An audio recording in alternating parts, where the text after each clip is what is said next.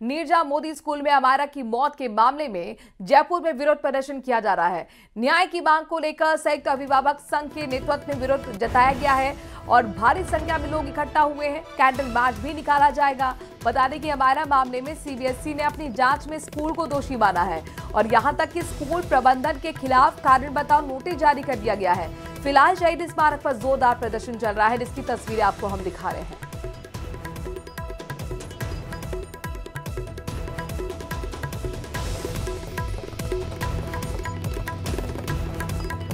रोशन हमारे संवाददाता इस खबर पर ज्यादा जानकारी के साथ जुड़ गए हैं। रोशन, ये एक ऐसी तस्वीर सामने आई थी, नामी गिरामी स्कूल से हर एक पेरेंट को धक्का लगा था और जाहिर तौर पर न्याय की मांग पूरा राजस्थान कर रहा है।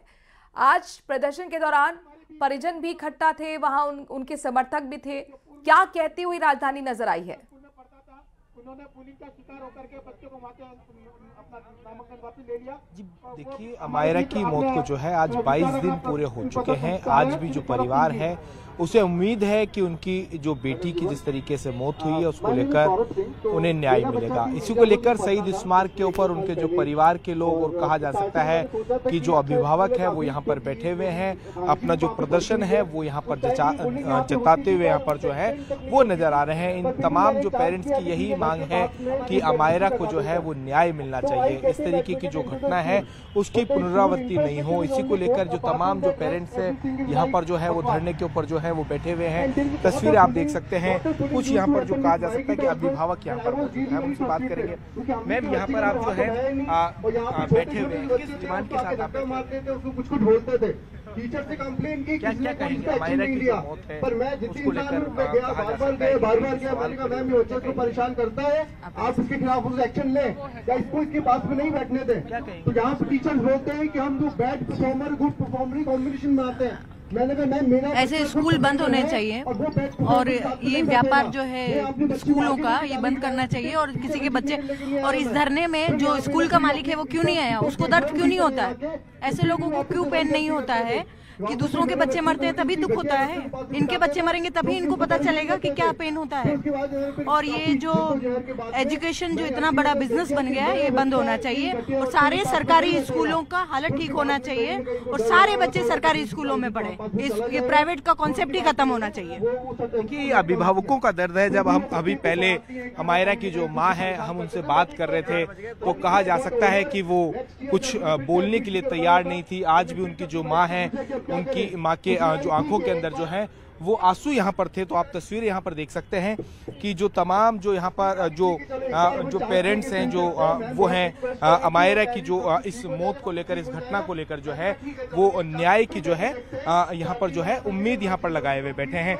उनके जो पिता हैं हम उनसे भी बात यहाँ पर करेंगे कि कहा जा सकता है कि लगातार जो है ये जो है वो मांग यहाँ पर कर रहे हैं। क्या कहेंगे आप? ये नहीं बताइए।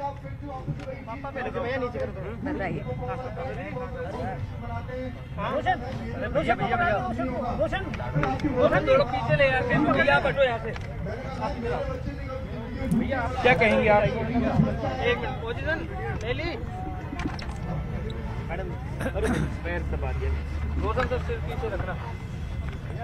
हाजी बाबू जी अपना माइक ऊपर रखना। पुलिस की जांच से किस संतुष्ट है रोशन, पूछिएगा एक बार। ऐसे ले लो, ऐसे ले लो। इनका मुंह भी तो दिखने दो। थोड़ा सा पीछे हो जाइए प्लीज। क्या पुलिस की जो जांच है उससे संतुष्ट आप नजर आ रहे हैं? 22 दिन हो गए हैं इस बात को और पुलिस की तरफ से कोई भी कार्रवाई नहीं हो पा रही है। जो हम पहले दिन पे थे आज भी उसी दिन पे है। आवाज करना, आवाज ठीक है। हम रोज पुलिस से बात कर रहे हैं, रोज कर रहे हैं, 1 तारीख से रोज कर रहे हैं।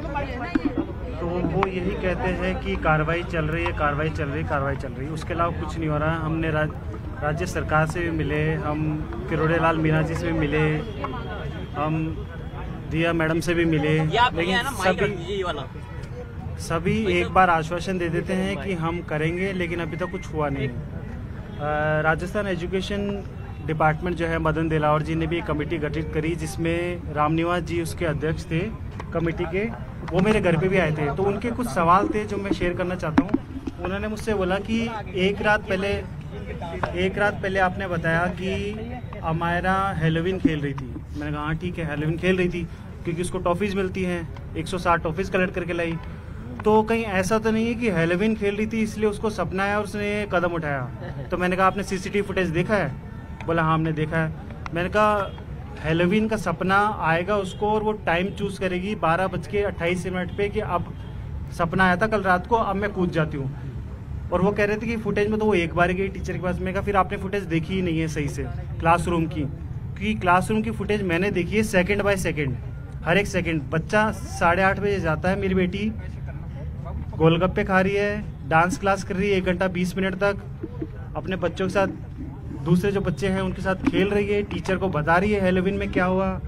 फिर 11:20 के आसपास एक आगे वाला बच्चा कोई डिजिटल स्लेट होता है, उसमें कुछ लिखता है और वो उसको दिखाता है। 10-15 बार ये प्रक्रिया चलती है। वो थोड़ा सा अनकंफर्टेबल होने लगती है, उसको बोलती है कि तू इरेज कर, कोई बटन होता है उससे इरेज होता है, वो कहता है इरेज कर। वो इरेज नहीं करता, पूरी क्लास में घूमता रहता है। वो परेशान हो रही है, दिख रहा है, विजिबली दिख रहा है कि वो परेशान हो रही है। फिर वो 11:55 पे पहली बार जाती है टीचर के पास कंप्लेन करने। जैसे वो टीचर के पास कंप्लेन करने जाती है, वो लड़का भी उठ के चले जाता है वहाँ पर।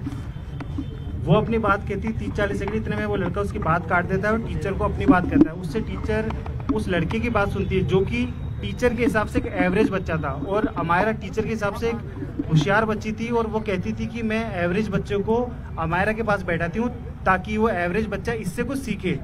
तो जो क्लास टीचर थी पुनीता शर्मा, उन्होंने उस बच्चे की बात सुनी और अमायरा को हाथ से डिसमिस किया कि तू जा यहाँ से, ऐसा कुछ बोला, क्योंकि उसमें ऑडियो नहीं है सीसीटीवी में। लड़की चली जाती है, अमायरा वापस सीट पे चली जाती है। उसके बाद में जो मैडम होती हैं वो सबकी जो डिजिटल स्लेट होती है वो 4 से 5 बच्चों के पास होती है, वो उनकी सबकी कलेक्ट कर लेती है। उसके बाद में एक एक करके वो बच्चे मैडम के पास जाते हैं और अमायरा की शिकायत करते हैं क्योंकि उनकी डिजिटल स्लेट जब्त कर ली गई है। अब उसमें कुछ ऐसा लिख के दिखाया है अमायरा को जिससे वो डिस्टर्ब है, दिख रहा है डिस्ट्रेस में है, खड़ी नहीं हो पा रही। उसके बाद भी वो हिम्मत करती है, अपनी सीट से भी ऐसे कह रही कि मैंने कुछ नहीं किया। वो कुछ बोल रही है अपनी सीट से, मैडम उसको डांटे जा रही है क्योंकि दूसरे बच्चे जाके कंप्लेन कर रहे हैं। फिर लड़की आगे जाती है, फिर मैडम से कुछ बहस करती है, 2-2 मिनट तक बहस करती है। ये सीसीटीवी फुटेज हमने एसएचओ के सामने देखा है और क्लास टीचर के सामने देखा है। मैंने पूछा मैडम ये आपसे क्या बात कर रही है, क्या कंप्लेन कर रही है? कह रही बच्चे मुझे पढ़ने नहीं दे रहे, मुझे मेरे साथ परेशान कर रहे हैं। मैं कहा मैडम ये तो 5-10 सेकंड की बात हो गई, वो तो 1 मिनट तक खड़ी है आपके पास, तो कुछ कह रही है, हाथ से भी कह रही है, बच्चे की तरफ इशारा कर रही है।